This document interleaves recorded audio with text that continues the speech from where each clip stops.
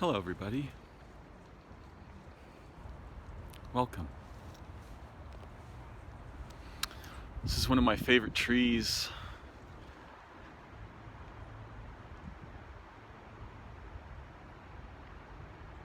Of course, all the trees are my favorite trees. Every single tree is my favorite.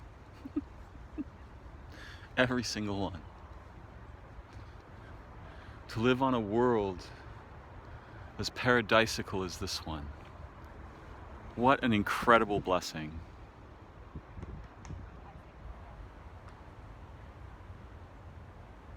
What an astonishing gift. It's surprising and ironic that our people have found ways to consistently obscure and counterfeit, destroy, lie about the great blessing of this world. For the sake of things so trivial that no one would ever allow them to intrude on their awareness or intention or mind at all.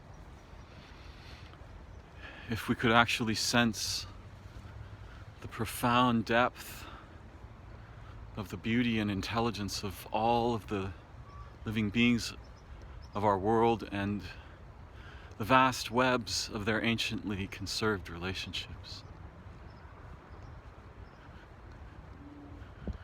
Everything we might hope to find in space or in heaven is right here at all times. And yet, most of us will never glimpse it in our lifetimes.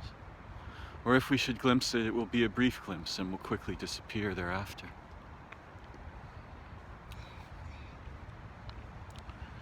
The cultures we inherit our mindsets from,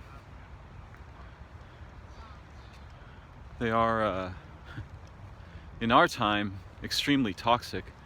It's probable that they've been quite toxic for a very long time, most of them, with some few exceptions, we might imagine at least, among some indigenous cultures, not all of them, and not all of the timelines of all indigenous cultures either, for cultures transform over time,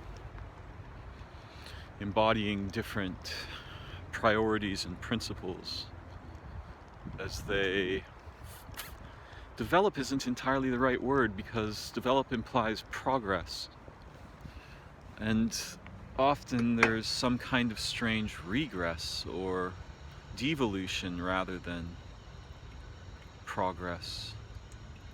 What does devolution really mean?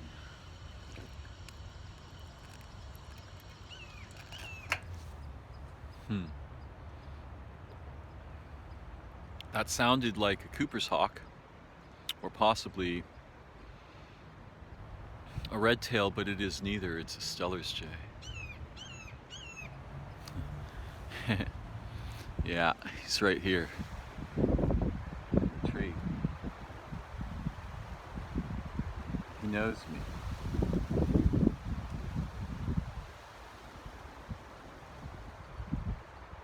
He knows I'm carrying peanuts.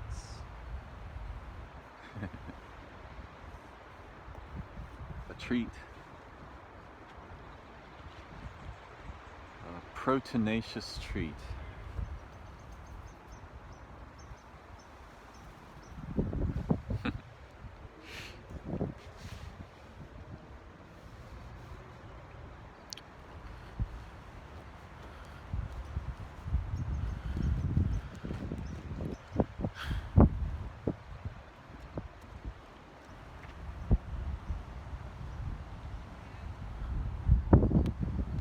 Look at this glorious tree.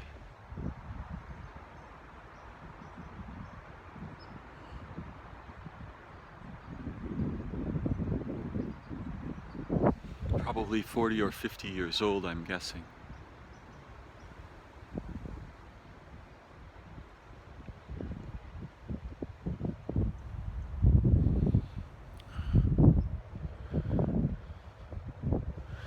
Something got a hold of humanity a long time ago, and the ancients were aware of the danger of this thing. It goes by various names: evil, Wetico, representational consciousness, demons. Something began to develop in the space that was left over when our people's relationships with their own origin, interiority, and the world of supernal intelligences, the worlds of supernal intelligences, when those things began to break down, those relationships.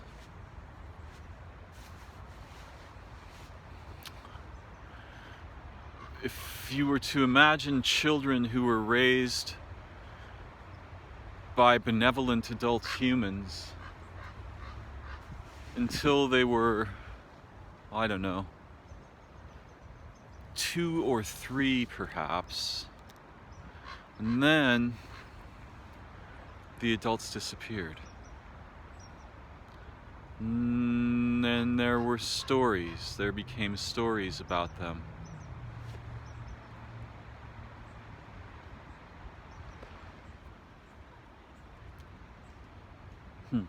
He cached that peanut in his craw so that he or she could get another one.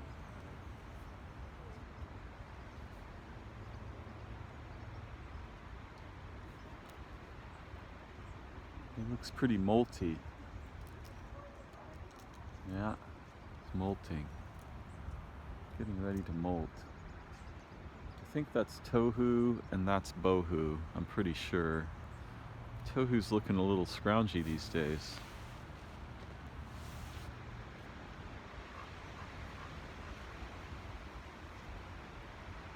Hi. Hi. I know these two. I know them pretty well.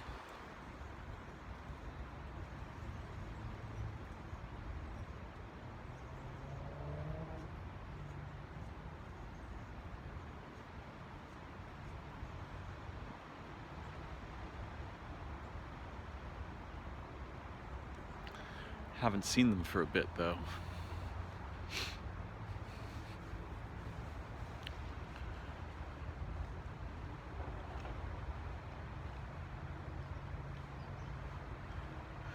There are strange stories of wars in heaven, which seems like a very bizarre idea, actually.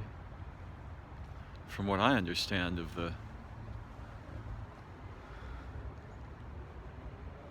the upper or the superior worlds, which are not material in the sense ours is, they have some other primordial foundation that is very difficult to understand even when one experiences it directly. Partly because it's outside of time and participates in the lives of all beings, the minds of all beings. Its foundation is a kind of transcendental unity.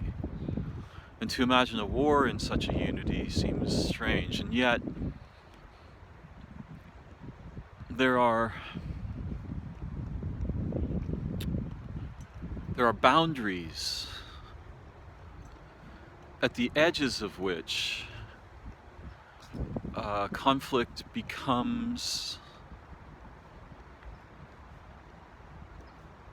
significant and overt. One can imagine a very gentle conflict that evolves over time,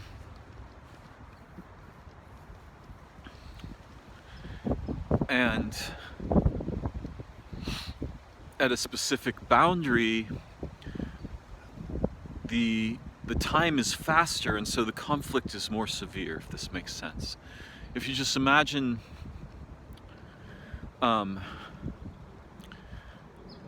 shades of gray that tend toward black, and then suddenly there's an edge, and across that edge there is white, and then the white fades off into gray. It's at that edge where the temporality is different, right?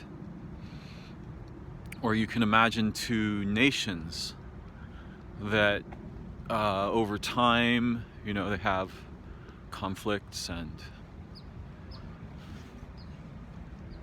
hey. Hey.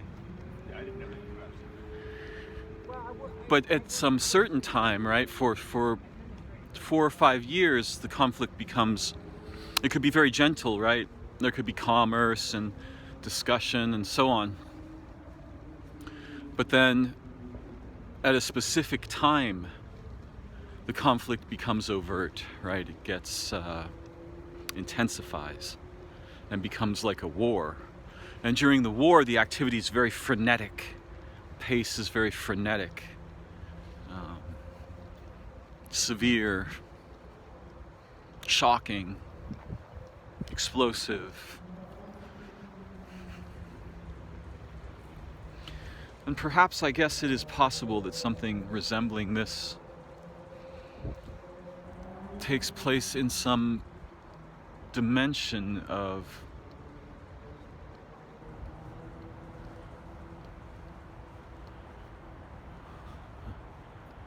the worlds where the divine intelligences dwell.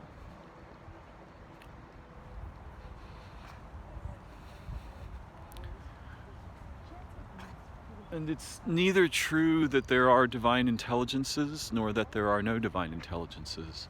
Neither of these things are true. In fact, what there is cannot be said, cannot be spoken.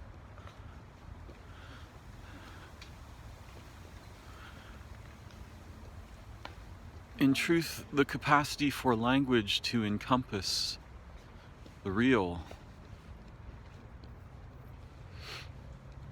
is profoundly limited, far more than we imagine, even when we hear the words I say and think about them and what they mean.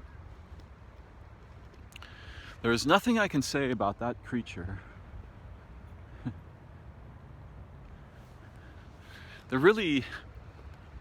The truth of language is so modestly provisional, or intensely provisional, is actually what I meant,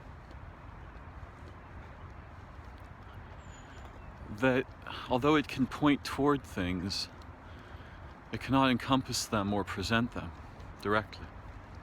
And this is why both of the statements about divine beings are untrue, or at least this is one way of understanding how they are untrue. Yeah.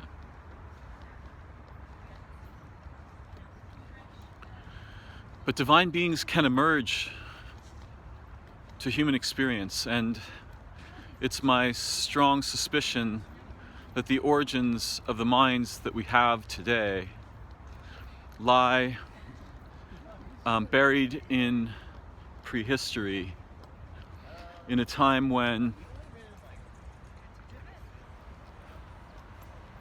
we were the symbiotic companions of intelligences that are not directly embodied, but that influence the forms, natures, faculties, and behaviors of all embodied life.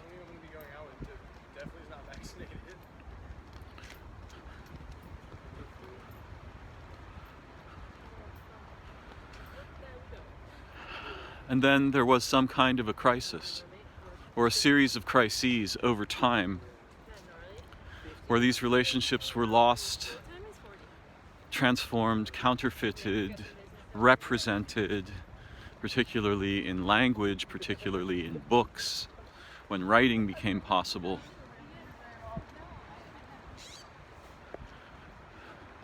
And thus we became extremely confused both about our own nature and about the history of our people, our species.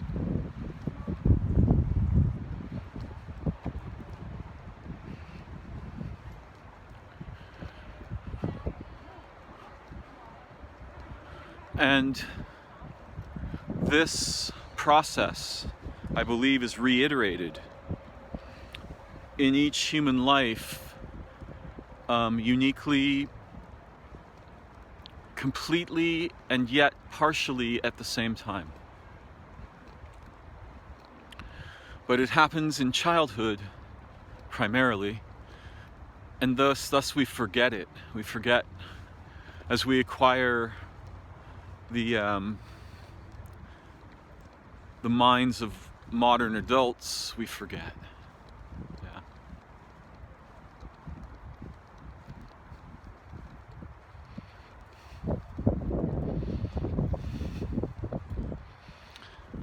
And then we are introduced to knowledge, language, mathematics, analysis, logic, reason, rationality.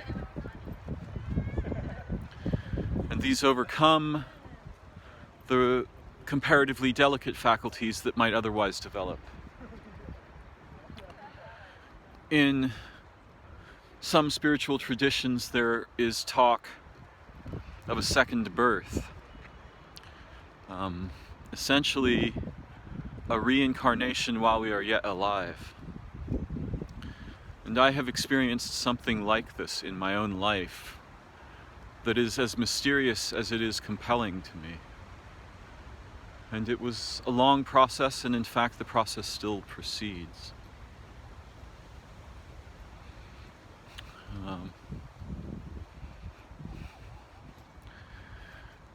And it was during that adventure that many of the perspectives and ideas that I share from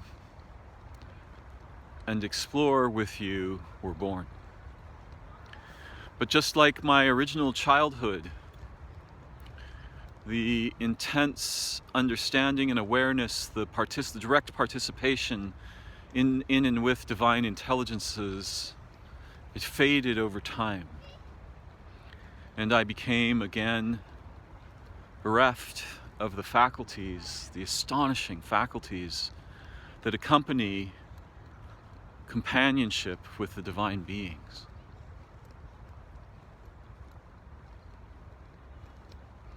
Perhaps I have paid a terrible price for that adventure. I'm not entirely sure. It does seem to be forbidden. And there may be good reasons why it's forbidden. Reasons. What is it that forbids it? Is perhaps a more interesting question. Who is doing the forbidding? When we say it is forbidden, forbidden by what? Forbidden by whom?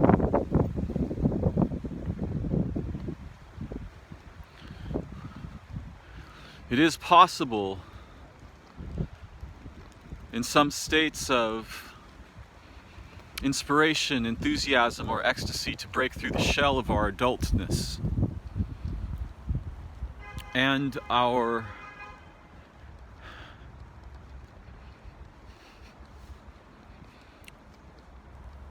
exile, our evacuation from our original nature as beings. It is as if there are many shells within us that hide this original nature and the faculties that accompany it from our moment-to-moment experience most of the time while we are awake. Some of these shells recede or soften or become permeable when we dream. Not all of them. Others of them recede or become permeable when we love, when we adore someone or something. And this is perhaps why part of why love is so celebrated. But there's another reason, and that is that if the fundamental nature of being lies not in separation but in union, in communion, in unity, then love is the re-recognition, right? The remembrance. Or actually, it's funny, the re-recognition. You can see in the word itself, recognition, right? To cognize again that which was lost. It's not incognition, right? It's not to suddenly cognize. It's not just cognition. To recognize is to remember, right? To remember, to draw back into membership together. So there are all these hints in our language about the things I am concerned with or am interested in at the moment. And I am struggling because now it is a long time since I had my adventure, and the sort of waves of transformation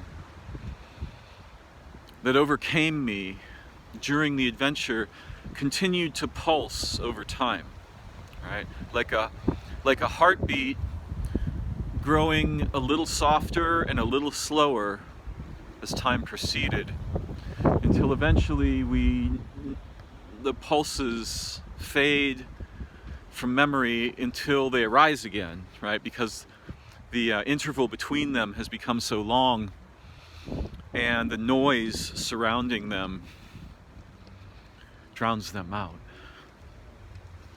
The noise of what? Well, actual noise, but also the noise of reason and rationality and logic and conception, language.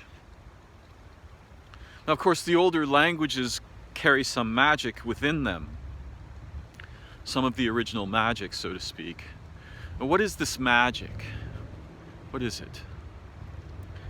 It is the flavor or the fragrance of truth, but it too can be counterfeited. And by truth I mean the truth of our original nature and the promise encompassed by our incarnation as human beings, or as plants, or as animals, living places, worlds, stars, galaxies.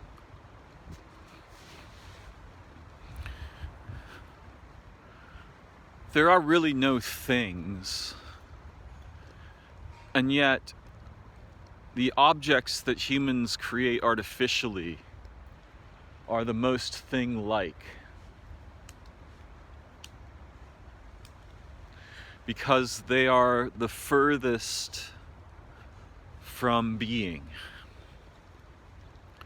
and they represent the faculties and behaviors and skillfulness of beings, just as the smartphone on which I record this video does.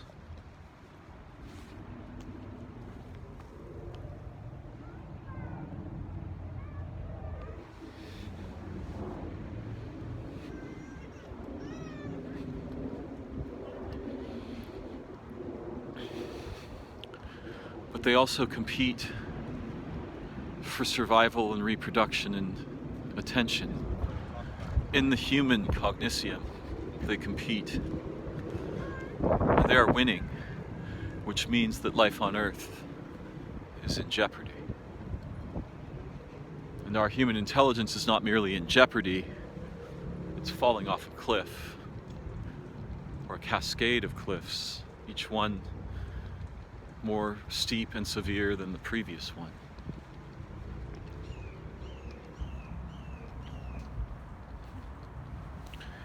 Here are the geese.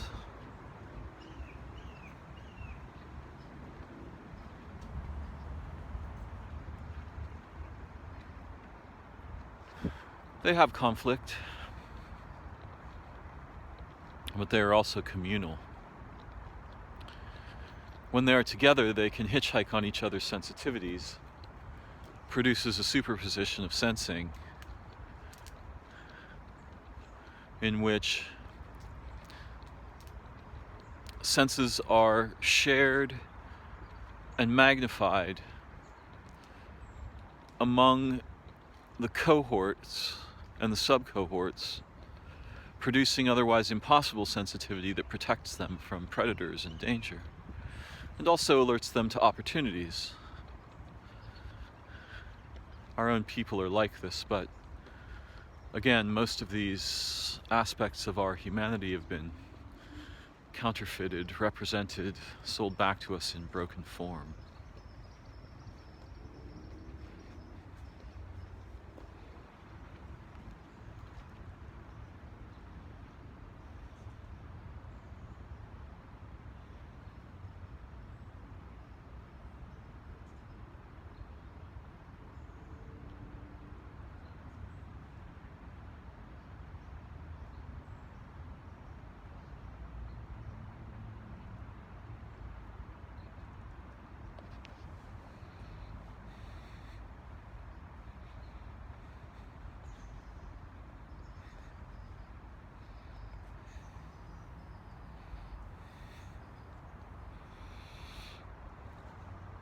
I am respectful of the living beings, all of whom I see as peoples, just like our people are a people. The goose people are a people. What I do and don't do with one of them, they all learn about. It's the same with the trees and the bees, the birds, the sky, the stars. Stars. Interesting that we call famous humans stars. But among the stars, once there were certain stars, the ones that moved, which of course in our modern lexicons we call planets. Those ones were seen as messengers and angels. Angels. What an astonishing topic that is. And how unlike our modern narratives, descriptions, ideas, images these beings must be. In the same way that the word raven tells us nothing of the creature it refers to, the word angel conveys only the slightest hint of that toward which the nomenclature points. But this much I will say, it points toward experienceable relations, let's call them this, in a way so astonishing that the slightest hint of it would obliterate all of science and religion entirely and leave nothing but smoking remains in its wake. Smoldering detritus of representational consciousness is all that would be left.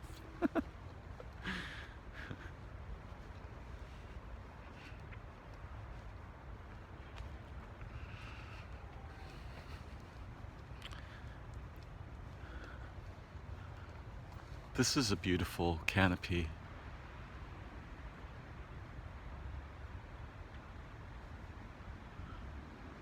I've known many of these trees peripherally and directly for 20 years or so. I remember when I first encountered them, I was astonished. For I'd rarely seen cypresses and cedars and huge eucalyptuses. This being is the entrance tree. How many souls has this tree greeted and known? Many, many, in its probably 100+ year lifetime. 2021, 1921.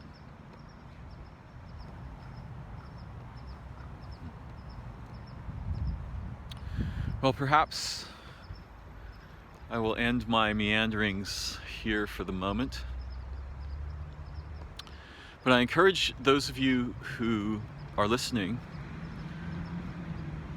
to ask me questions, and I will answer them if they're good in an upcoming video, if I get enough, which seems unlikely. But even if I get one or two, I will respond to them. So yeah, send me your questions, and if you have more than one question, feel free to list your questions, and I will try to take them up in a future video. I'm so grateful to all of you who participate with me through this medium. Most of you I don't know, and yet somehow we are known to each other. Somehow we are connected. Thank you for joining me today. I look forward to learning together again very soon. Bye-bye for now.